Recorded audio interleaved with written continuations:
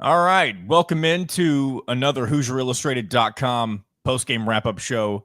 This one, basketball edition, of course. Bahamas edition, Battle for Atlantis edition. Here to react to, man, I don't even really know where to begin with this, Kyler. Hoosiers lose 89-61 to Louisville in their opening game of the Battle for Atlantis. And really, it was a game that, when you look at the score, 89-61, that's a lot closer than the game actually felt. From about midway through the first half on, this is a game that Louisville was in total command of, it seemed like, and it honestly felt like they won this game by 40 or 50 points. And maybe that's an exaggeration to an extent, but Indiana didn't look like they were prepared in any way, shape, or form for the different things that Louisville threw at them throughout the game, whether it be their perimeter shooting, whether it be their pace, so many different things. And Indiana got exposed pretty much on every front today. And probably without a doubt, not only is this the worst performance of the season so far for the Hoosiers, but you could go back to probably the Auburn game of last year, in my opinion, and say this is the worst performance we've seen from an Indiana team since that moment, which is, again, about a year ago. Bad. Very bad.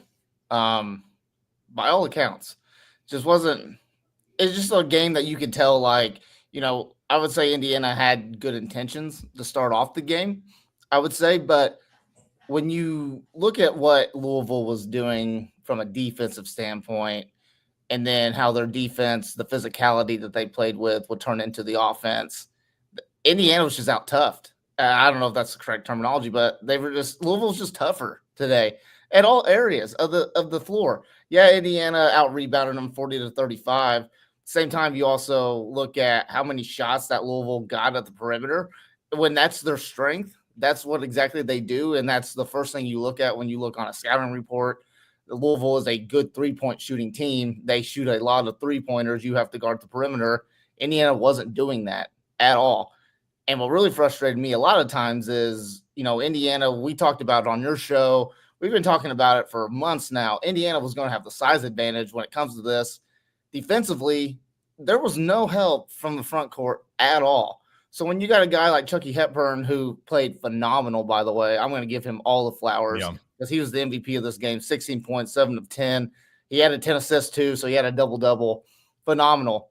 But him taking Miles Rice off the dribble, Kanan Carlisle off the dribble, whoever the perimeter guy was, and there being no help from Umar Ballo, Malik Renew, that's just embarrassing. And it's just lack of communication.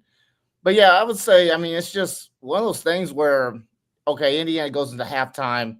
You're like, okay, they're down 8. That was really bad. It can't get much worse. The complete opposite of this game. It got way worse than what it needed to. And it's just embarrassing because Louisville, yes, they're a good team, power conference team.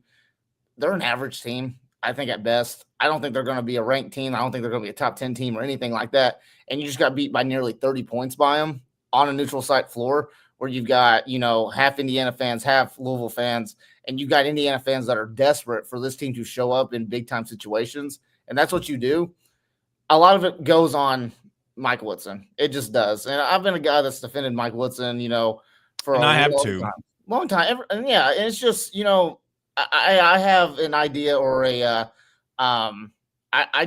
believe that, a coach can only do so much. It comes down to the players.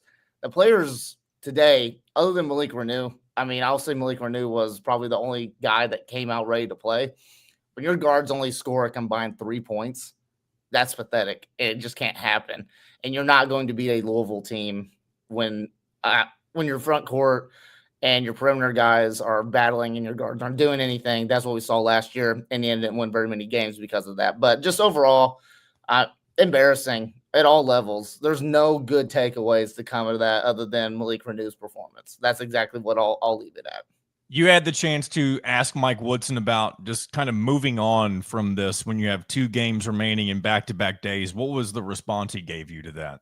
Yeah, I asked him basically, in these type of environments, games, especially when you get blown out like this, what do you tell your team basically, moving on to the next game, forget about this one? He said basically it's like, as a coach, I got to tell them, hey, we got to focus on the next game. That's going to be the loser of Gonzaga and West Virginia.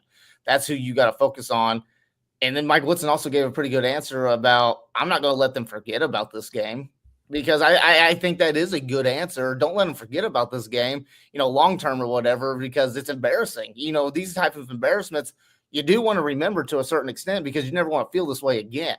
And I can promise you right now, Malik Renew was with Mike Woodson. And, when Mike Woodson said, we were out tough, we were outplayed and stuff like that, Malik Renew is just over there shaking his head, like just agreeing with everything, because it's absolutely true. And, for these types of games, the good thing is about this tournament, these types of tournaments, they have a game tomorrow.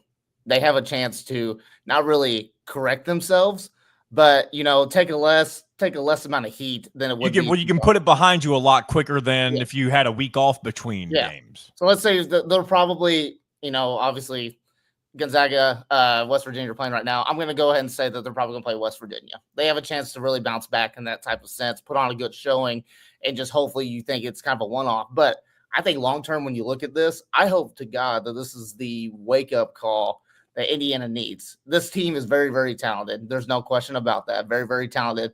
But they have not earned the right to play as cool as what they do. And they need to learn a hard lesson. And I think today was an extremely hard lesson for them. And you hope that it wakes them up to know that I don't want to play like this ever again. Because a program like Indiana, the fans are desperate for this type of, good outings and stuff. And there's been multiple big showcases where Indiana's been on this since Mike Woodson's taken over, and they've gotten blown out in every single one of them. So it's time for them to kind of wake up here. They have a chance tomorrow, whoever their opponent is, to kind of correct themselves. And I will say, I know Mike Woodson was already by many considered to be on, a pretty hot seat coming into the year, and I think rightfully so, even though I could see the pushback on why maybe you wouldn't think so as well. But this did not do him any favors. When you put in a performance, and really you could say lack thereof, a performance, right, based on the fact that, just watching the game, you could see from the moments that I mentioned earlier, basically from the second half onward, just the lack of effort. There was, again, like you said, Malik Renew, it seemed like he was the only player out there who was putting forth any sort of effort whenever the game was. And I know I feel like I'm bouncing from one thing to another, but what was going on with like Trey Galloway and the guards? Why was it seemed like they were just so flustered? They didn't know what Louisville was going to throw at them from a defensive standpoint. I'm talking about Louisville's defense, of course. And they had no response to anything. Do you think this ultimately comes down, and I know it's a little bit of both, but would you put more of the blame on player effort specifically, or does that stem even further specifically to Woodson for that? So I think my answer here, and I did kind of think about this a little bit. I think my answer here, I'm going to go with execution as far as the problem for Indiana. Like I said at the beginning of this, I think Indiana had good intentions to start off. I think they did. But I think when Louisville threw that punch and, Chucky Hepburn and their guards, keep in mind, they were out. I think one of their better guards was out today as well. So, they were already short in that area. I think they threw the first punch, and Indiana just didn't know how to respond. It is frustrating because we've seen it a little bit with Miles Rice and Cannon Carlisle. Those guys are younger players. The moment has gotten a little bit too big for them at times. You've seen throughout this season. This is a very, very short season so far. But guys like Trey Galloway, he's just got to be better than that. He's got to be so much better than that. And he can't let the moment, get too big for him or whatever. Indiana was just flustered in so many ways. And, Malik Renew, I got to give it to him because the past 2 years when Indiana's been bad in certain ways, Malik Renew seems like to be the guy that's almost there's been a game or two where he's not, but almost the constant of this team. He's ready to play. And I don't think he deserves any hate or anything towards that because he does make mistakes. He does let, the game kind of dictate him just a little bit. But that dude comes to play, and he plays his heart. He plays his ass off, really. And when you have guards like that, I think if Indiana's guards were better today, this game's a lot closer. I'm not saying Indiana's going to win because I just think Louisville wanted it more. At the end of the day, they just wanted it more, and that's what's. And this was kind of their coming out party of sorts. They got boat raced just like they did to Indiana today by the same Tennessee team that Indiana beat on the road in an exhibition game. And so this was kind of their moment to, they've been in the cellar for the past 2 years under Kenny Payne, and now they've got this whole brand new revamped team, new coach, new staff, new roster, literally everything built from the ground up. And you get to have a moment like this against a team that was perceived to be really good, currently ranked 14th. Of course, that won't be the case come next week. But this was a program propelling move for them.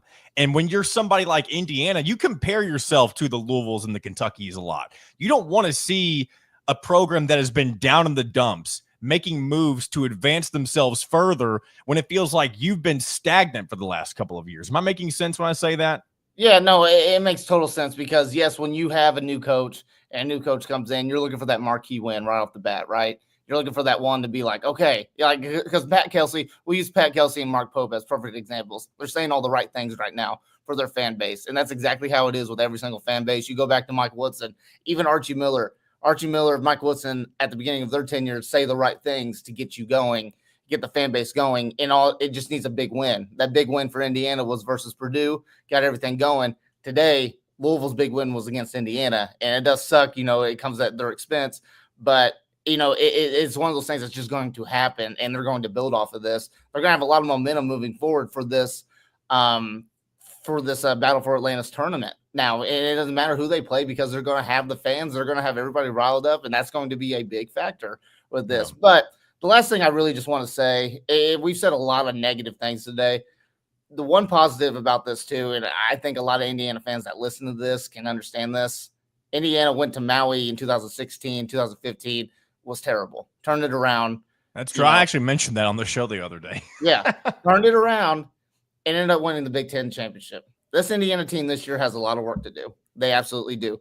But if you expect this Indiana team to be at full form, you definitely are 100% correct. You should have expected way more today than what they showed. I'm not arguing that. But this team has a lot of work to do. And luckily, it's the end of November, and there's a whole nother month before conference really starts. And they have a chance to correct themselves. I hope that they take this game as a wake-up call because they absolutely need it. And that is true. And you mentioned earlier, and I'll be quick about this so we can wrap this thing up. You already mentioned you've pretty much lost the opportunity to play against a team like Gonzaga. And I'm actually, while I'm thinking about it, I do want to check on that score because I know that's being played right now. It is a close game. At the time of this recording, it's 27-23 in favor of Gonzaga with 5 minutes left in the first half. So, I mean, it's not necessarily a guaranteed victory. It's just assumed it's going to be Gonzaga who moves on. But if you do end up playing in West Virginia and then maybe, a Davidson or a Providence or an Oklahoma, whatever it may be in that third game, your net rating, your opportunity to, create some barrier between you and making, I guess having some leeway and getting into the NCAA tournament, that's going to be a little bit more difficult. But again, though, I do want to build off of what you said. It is still early. And I'm not trying to make an excuse for Mike Woodson because what happened on the floor today is inexcusable. Your team should be more prepared to play against an opponent with the caliber of Louisville, and they weren't ready for that today. But at the same time, there is a ton of season left. We've seen Mike Woodson coach teams be streaky at times. They figure things out, and then they put together 4 or 5 games where they look really good. The task for Mike Woodson for the rest of the year is going to be finding more consistency with results like that. And of course, and kind of similar to what Pat Kelsey did with Louisville, you're trying to figure out how all these new pieces work for you as well. Again, not the exact same situation because, again, they built their roster up from literally nothing. Mike Woodson was just filling in a lot of holes that he had to deal with over the offseason. But there is still time to figure it out. But at the moment, it doesn't look good. And I think that's where we stand right now, Kyler. It starts tomorrow. It doesn't matter who you play. Take care of business. You have to win these next 2 games, regardless of who your opponent is. You have to figure out a way. Guards got to be way better tomorrow. The coaching staff's got to be way better tomorrow. They have to be ready to play because being embarrassed like this on a national stage, the first game of Battle for Atlantis like that, not good. Not good at all. It has to be a wake-up call. Starts tomorrow. That's all I can say. Follow along with Kyler Staley on Twitter or X at Kyler Staley. He's got all sorts of stuff coming to you for HoosierIllustrated.com over the next couple of days. I don't believe, at least at the moment, we don't have a post-game wrap-up scheduled for tomorrow just because it is Thanksgiving. And there are some issues that come with people's schedules when it comes to that type of thing. But we may or may not have something for you. If not, we will try our very best to have something for Friday for the finale of the Battle for Atlantis. I will have another episode of In Touch with Indiana Sports coming out on Friday. Previewing the bucket game with Mr. Derek Jackson, former Bill Mallory football player, and we'll talk more about what's been going on with Indiana basketball. Hopefully, it's more good news rather than bad news by the time we get things released on Friday. So, until then, this has been another edition of the HoosierIllustrated.com postgame wrap-up show. For Kyler Staley and myself, we will talk to you next time.